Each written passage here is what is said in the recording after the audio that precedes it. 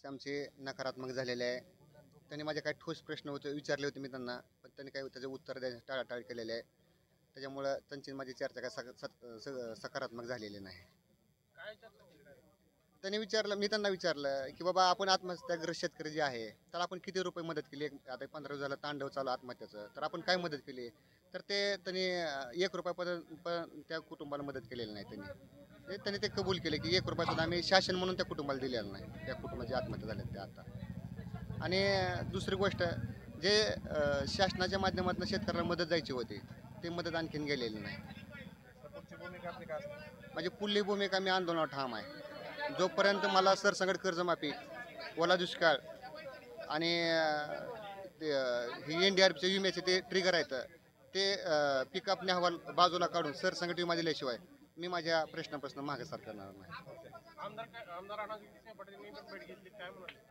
नाही, ते त्यांच्या पक्षाची भूमिकाच मांडत असतात. ते शेवटी आमदार आहेत आणि ते भाजपचे आहेत, ते त्यांच्या पक्षाचंच गुण गाणं असतात. त्यामुळे त्यांचं काही मी जास्त हे करत नाही. मंगळवारचं काहीतरी बोलत होते मंगळवारी हे मंत्रिमंडळाची बैठक आहे. त्या मंत्रिमंडळाच्या बैठकीमध्ये काय निर्णय होते बघून सांगतो.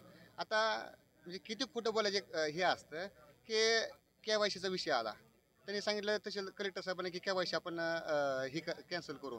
मी ज्यावेळेस KYCचा विषय कलेक्टर साहेबाला विचारला तर त्या अद्यापर्यंत त्याचा GR आलेला नाही. म्हणजे ही चक्क आमदार असतील, सरकार असं, ही शासनाची फसवणूक करते. कुठलाही GR वगैरे काय नाही, शासनाची फक्त शेतकरी फसवणूक करायला चाललेलं आहे. कलेक्टरने शेवटी तुम्हाला काय सांगितलं? त्यांनी सांगितलं आतापर्यंत जी पूरग्रस्तासाठी जे काय मदत केली किंवा त्यांच्यासाठी काय शासनाच्या माध्यमातून हे केले त्याचं मी एक पत्र देतो तुमच्याकडं. आणि जनावरांचा चारा असेल कुठं दिला आहे, कुठं द्यायचं असेल ते सांगा, मी ते द्यायचा प्रयत्न करतो. पण जनावरांचा चारा असेल, मी फक्त माझी काय मागणी आहे की आज जे कुटुंब आत्महत्या झाले ते कुटुंब साहेब आज उघड्यावर आहे. त्या कुटुंबाचं आज त्या लहान लेकराला बिस्किटचा पुडा आणायचं म्हटलं तर त्या कुटुंबाकडे 10 रुपये नाहीत. आणि अशाच मध्ये जर तुम्ही त्या कुटुंबाला मदत द्यायची टाळाटाळ करत असाल आणि किट म्हणून काय मदत दिली असेल तर 5 किलो गहू 5 किलो तांदूळ साहेब, हे आम्ही आमच्या बांधवाच्या ह्याला सुद्धा देतो, पण हे मदत आम्हाला काय मान्य नाही. त्याच्यामुळं मी माझ्या निर्णयाला ठाम आहे.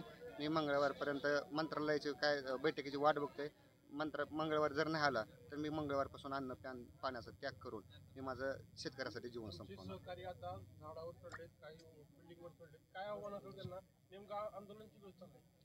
मी त्यांना एकच सांगा, आता मरायचं नाही, आता लढायचं. आपण लढून जिंकू. आणि कुठल्याही शेतकऱ्यांना असेल किंवा कुठल्याही माझ्या मित्रांनी असेल, कुठलाही अनुचित प्रकार काही करू नये. आपण आहे अशा खाली यावं. मी लढायला ह्यांच्या सरकार संकट समर्थ आहे. शेवटपर्यंत मी लढा देणार आहे.